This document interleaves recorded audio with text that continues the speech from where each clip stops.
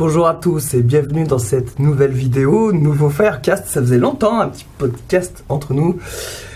Waouh, c'était assez mouvementé ces derniers jours, comme vous avez pu le voir sur ma chaîne YouTube.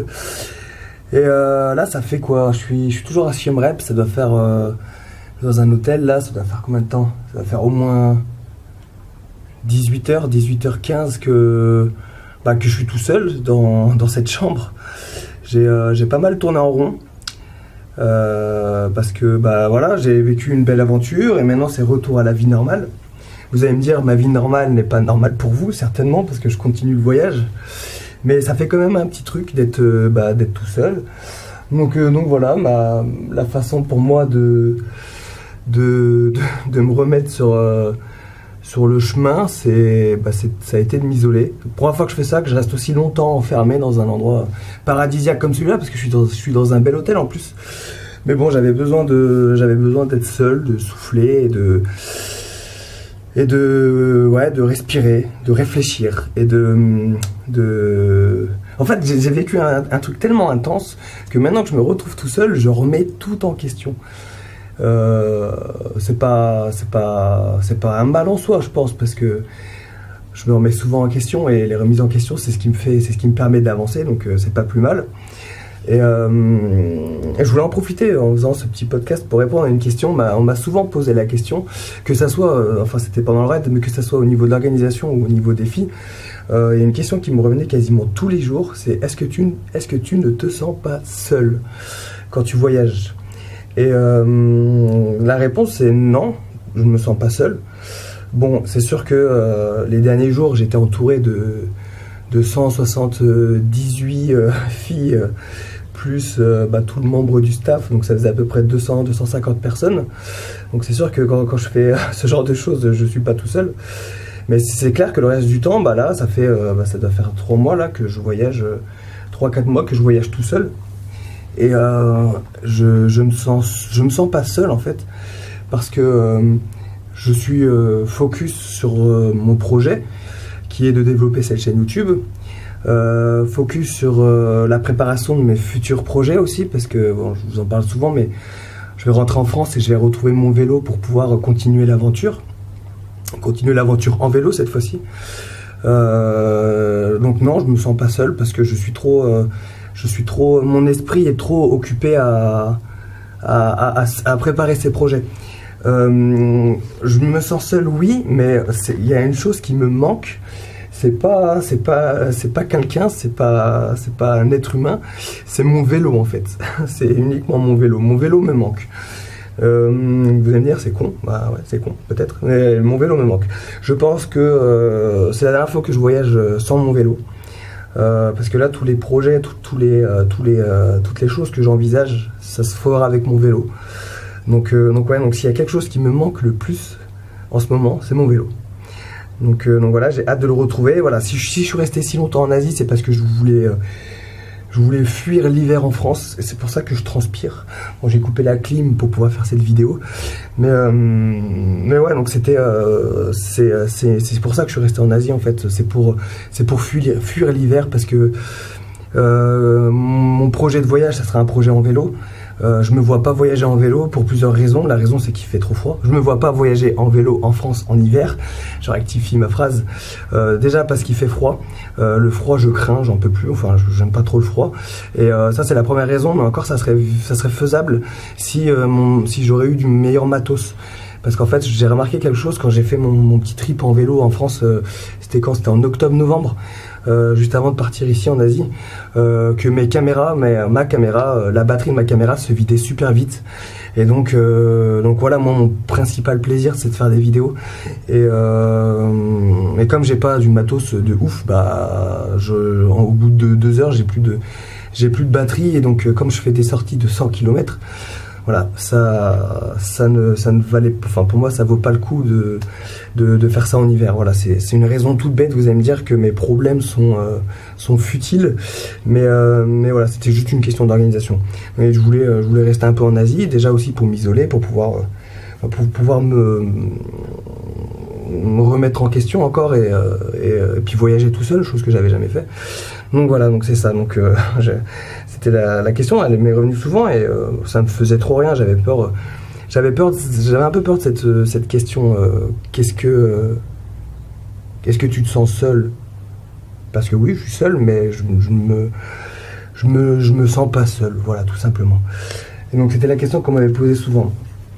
Donc là, c'est après l'après-raid. L'après-raid est assez dur pour moi dans le sens où je me suis éclaté. J'ai rencontré des superbes personnes. Donc oui, là, je me sens seul en ce moment parce que j'ai vécu une grande aventure avec des personnes exceptionnelles, des gens de tout horizon qui ont vécu des histoires exceptionnelles, que ce soit des belles histoires, mais aussi il y a des histoires un peu plus tristes, mais qui ont bien fini. Donc voilà, c'est des histoires de vie en fait. J'ai appris beaucoup sur moi aussi, beaucoup sur les autres, et donc ça m'a conforté dans mes choix, conforté dans ma motivation à continuer comme ça. C'est du dépassement de soi tous les jours, même que ça soit pendant le raid, mais surtout quand c'est pas pendant le raid, parce que quand c'est pas pendant le raid, bah, les décisions, je dois les prendre tout seul, je dois avancer tout seul, je dois réfléchir tout seul, je dois tout faire tout seul, donc c'est plus compliqué. Quand j'étais dans le raid, j'étais dans une structure, un peu comme quand j'étais à la brigade, t'es dans une structure, tu fais ce qu'on te demande et malgré que ça soit difficile au niveau physique et au niveau du sommeil, au niveau de la gestion de certaines situations, tout ça c'est un peu difficile, mais t'es pas tout seul. Là, je dois tout faire tout seul.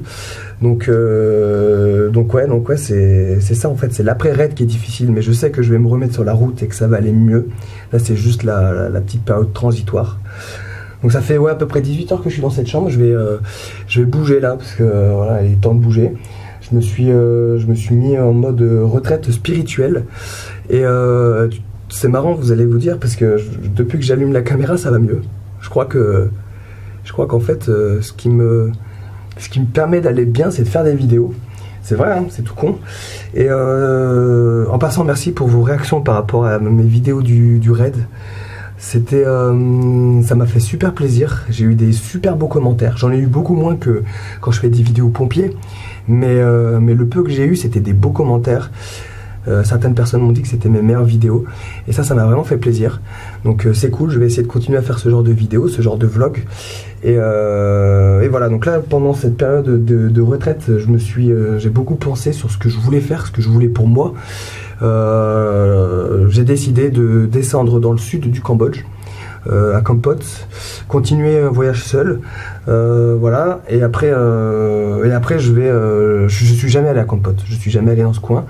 Après je vais retourner à Bangkok, ça sera la dernière étape avant le retour en France, et puis voilà, et après je vais préparer, donc à Bangkok je vais en profiter pour préparer mon voyage à vélo, que j'ai hâte de faire, de retrouver mon vélo, et là ça va être une nouvelle aventure qui va commencer, donc voilà, ça va être super.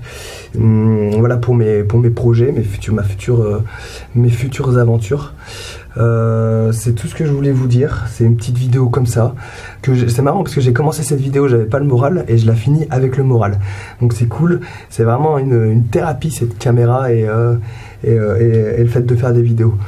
J'aurais dû la faire avant d'ailleurs, ça aurait peut-être permis que j'aille un peu mieux avant d'attendre 18h. Là ça fait quoi, ça doit faire 18h15 que je suis dans cette chambre. Je suis sorti une fois pour manger, et puis voilà, j'avais pas le goût, j'étais la petite dépression d'après raid en fait.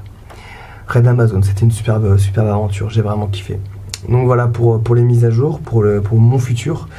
Et puis pour répondre à cette question, est-ce que je me sens seul? Non, je me sens pas seul, parce que j'ai mon vélo qui m'attend à la maison, j'ai ma caméra, et voilà, et puis j'ai envie de vivre des aventures encore ouf. Et j'ai en tête là, ça vient d'émerger, il y a quelques minutes, j'étais sur un site internet, et peut-être que je vais préparer un gros défi pour cet été.